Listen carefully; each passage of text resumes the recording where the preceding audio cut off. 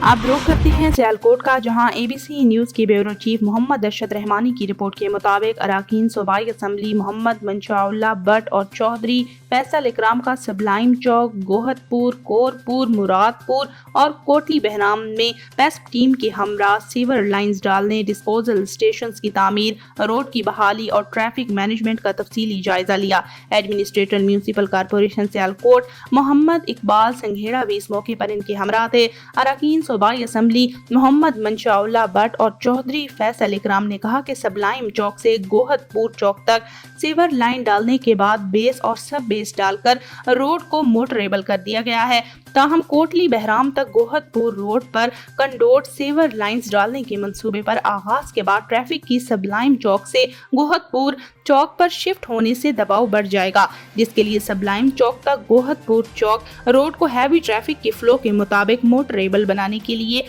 पेस्प हकाम फौरी इक़दाम करें।